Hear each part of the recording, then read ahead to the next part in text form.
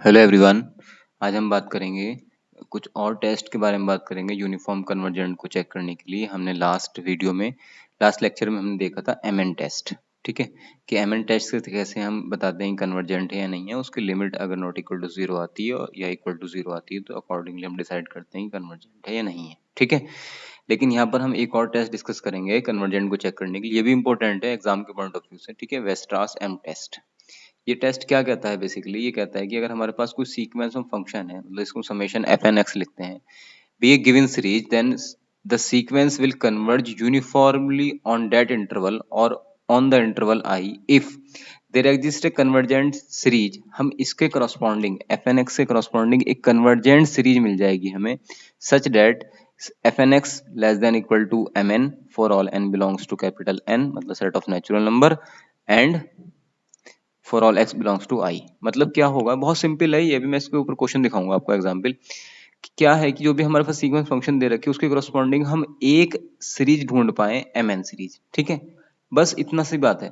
तो हम ही कहेंगे कि वो अगर एम एन जो हम सीरीज ढूंढ पा रहे हैं उस पर डिपेंड हो जाएगा कि हमारा जो एफ एन एक्स है वो कन्वर्ज करता है या नहीं करता है। ठीक है, यहाँ पे उन्होंने कंडीशन लिखवा दी कि such that F N X जो है वो बाउंडेड हो इससे, किससे बाउंडेड हो, एम एन से बाउंडेड हो। तो एम एन हमें यहाँ पर फाइंड करनी है, ढूंढनी है, जो कि बिल्कुल सिंपल है।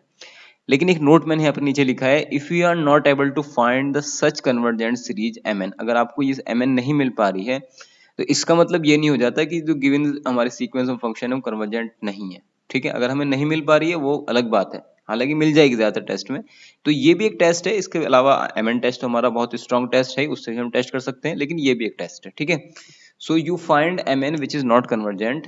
ओके, अगर हमें एम एन ऐसा मिल रहा है जो कन्वर्जेंट नहीं है, and satisfy this condition mod of F N X less than equal to M, मतलब ये बाउंडेड है इस एम एन से, then it does not imply that F N X is not UC और uniform convergent. That is test is applicable only if the summation M N is convergent, otherwise test fail. Okay, ये simple सी बात है यहाँ पर। तो ये test जब काम करेगा जब हमें एम एन मिल जाए, अगर नहीं मिलता है तो टेस्ट फेल हो जाएगा। ठीक है, तो एम एन की कन्वर्जेंट करेगी तो हमारा, हम ही कह रहे हैं if M N is convergent, other convergent करेगा तब टेस्ट फेल हो जाएगा। टेस्ट फेल होने का मतलब ये नहीं हो जाता कि भाई वो कन्वर्जेंट ही नहीं होगी, ये टेस्ट फेल हो रहा है, ये टेस्ट नहीं बता पा रहा कन्वर्जेंसी डाइवर्जेंसी के बारे में। इसका मतलब ये नहीं है कि वो जो सीक्वेंस ऑफ फंक्शन है वो डाइवर्जेंट और कन्वर्जेंट वो है ही नहीं, वो हमारी कन्वर्जेंट। ऐसा नहीं है कि वो कन्वर्जेंट नहीं है, वो हो भी सकती है नहीं भी हो सकती है, लेकिन ये टेस्ट फेल हो गया मतलब बताने के लिए। कोई बात नहीं, और टेस्ट है हमारे पास, एम एन टेस्ट है और एक और डिजिटल टेस्ट है, वो मैं बाद में डिस्कस करूंगा। ठीक है, एग्जाम्पल के लिए क्वेश्चन ले लिया हमने, ये summation F N X equal to F N X sine N X upon N square. तो यहाँ पर ये पूरा का पूरा एफ एन एक्स जो है ये तो दे रखा ना ये, तो हमें क्या करना पड़ेगा, एफ एन एक्स का mod less than M N. तो क्या ये इस less than equal to one upon N square लिख सकते हैं, क्योंकि sine N X upon N square जो है वो लेस देन होता है वन अपॉन एन स्क्वायर से। ठीक है, क्योंकि यहाँ पर वही साइन एक्स का मल्टीप्लाई हो रहा है, यहाँ पर नहीं हो रहा। अब ये देखो, ये हमें एम एन मिल गया, यही हमारा एम एन है, and the series one upon N square is convergent. ये कन्वर्जेंट है बाई पी टेस्ट, आपको पता है। ठीक है, ये कन्वर्जेंट है, तो इसका ये इंप्लाइज करता है कि हमारे पास जो ये वाली गिवन है सीरीज है ये भी यूनिफॉर्म कन्वर्जेंट होगी। अगर ये कन्वर्जेंट है तो ये भी यूनिफॉर्म कन्वर्जेंट होगी ऑन द आर। आर मतलब यहाँ पर आर की बात है तो इसलिए आर, अगर कोई इंटरवल होता तो उसकी बात करते हैं। ठीक है, तो हमें एफ एन की सीरीज मिल गई वन अपॉन एन, इसमें हमने समेशन लगा दिया, मतलब सीरीज बना दिया इसका, हम देखा ये कन्वर्जेंट होती है, तो इसका मतलब हमारे पास जो गिवन सीक्वेंस ऑफ फंक्शन है ये कन्वर्जेंट है। ओके, देखिए सेकंड एग्जांपल, फिर मैंने यहाँ पर एन की पावर अल्फा ले लिया आपके, उसी तरह का है एन की पावर अल्फा लेने से फिर हमने क्या किया, ये हमारा एफ एन एक्स हो गया, mod of N X less than equal to one upon N की पावर अल्फा के होगा ये। ठीक है, तो यहाँ M N series M N हमारी ये मिल गई वन अपॉन एन अल्फा। अब अल्फा पे डिपेंड कर रहा है, अगर अल्फा की वैल्यू ग्रेटर देन वन है तो ये कन्वर्जेंट होगी और लेस देन इक्वल टू है तो डाइवर्जेंट होगी। ठीक है, ये हमें पता है सीरीज से, हमने सीरीज जो स्टार्टिंग में डिस्कस किया सीक्वेंस सीरीज में, उसके अकॉर्डिंग में बता रहा हूँ यहाँ पर। एन की पावर अगर ग्रेटर देन वन है तो ये कन्वर्जेंट होगी, और एन की पावर लेस देन और इक्वल टू वन है तो ये डाइवर्जेंट होगी। ठीक है, implies that summation sin x upon n to the power alpha is uniformly convergent on R if alpha greater than 1। अगर ये convergent होती है तो उसके corresponding जो इसके पीछे लिखा हुआ है fnx ये uniform convergent हो जाती है, and have no result through mn test because mn test because for n less than equal to 1, less than equal to के लिए यहाँ पर mn test से कोई रिजल्ट नहीं है। इसका मतलब क्या होगा, समेशन mn ये जो है समेशन यहाँ पर mn, ये वाली सीरीज इज डाइवर्जेंट। ओके, तो क्या मतलब हुआ यहाँ पर, कुल मिला के बात ये हो गई कि इसके लिए तो कन्वर्जेंट थी, ऊपर वाले के लिए अल्फा ग्रेटर देन 1 के लिए, नीचे वाले लेस देन इक्वल टू के लिए डाइवर्जेंट हो रही थी। तो हमने यहाँ पे लिख दिया कि have no result through M N test because less than, क्योंकि ओवरऑल की बात तो नहीं कर रहे ना हम, कंडीशन लगा दी सिर्फ इतने पे कन्वर्जेंट है इतने पे डाइवर्जेंट है, तो इसका मतलब क्या हो गया, एमएन इज डाइवर्जेंट।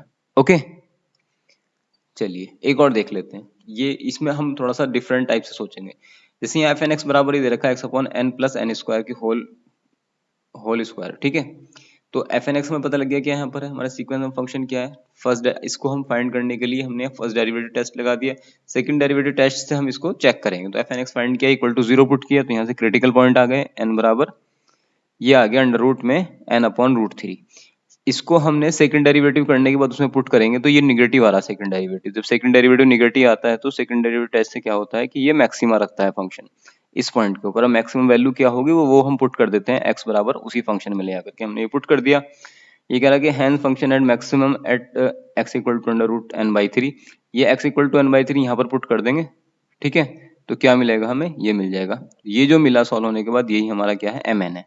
तो यहाँ पर हमने एम एन डिफरेंट वे में फाइंड किया है, वहाँ हमने एम एन डिफरेंट वे में फाइंड किया था पहले, उसको मॉड ऑफ लेस देन करके, लेकिन यहाँ पे उस तरह से नहीं फाइंड कर सकते थे हम, तो इसलिए हमने ये वाला वे यहाँ पर चूज किया, ठीक है। तो जिस पे मैक्सिमम मिल रहा था वो हमने x की वैल्यू वहां पर पुट करने के बाद जो कुछ मिला हमें वही हमारा mn हो गया। अब mn जब मिल चुका हमें, तो समेशन mn मतलब इसे समेशन लगा देंगे, मतलब यहाँ पर समेशन लगाएंगे, ये क्या हो जाए, कन्वर्जेंट होगा भाई, ठीक है। कन्वर्जेंट मतलब इसका मतलब जो इसकी करस्पॉन्डिंग सीरीज थी वो यूनिफॉर्म कन्वर्जेंट हो जाएगी, क्योंकि mn हमारा क्या है, समेशन mn क्या है हमारा, कन्वर्जेंट है। क्योंकि यहाँ पर देखो ये 3 रूट 3 16 सारा बाहर निकाल दो, 1 upon n to the power 3/2 which is greater than 1, so convergent, ठीक है। तो mn जब समेशन mn मतलब सीरीज कन्वर्जेंट है, तो उसकी करस्पॉन्डिंग जो हमारी सीक्वेंस ऑफ फंक्शन वाली जो सीरीज बनी हुई है, सीरीज ऑफ फंक्शन जो बनी हुई है वो यूनिफॉर्मली कन्वर्जेंट हो जाएगी, ठीक है। तो ये था हमारा वेस्ट्रास mn टेस्ट। और भी इसके ऊपर एग्जाम्पल कर सकते हैं, लेकिन बस मैं ज्यादा वीडियो लेंदी ना हो जाए इसलिए इतना ही करके छोड़ रहा हूँ यहाँ पर, ठीक है।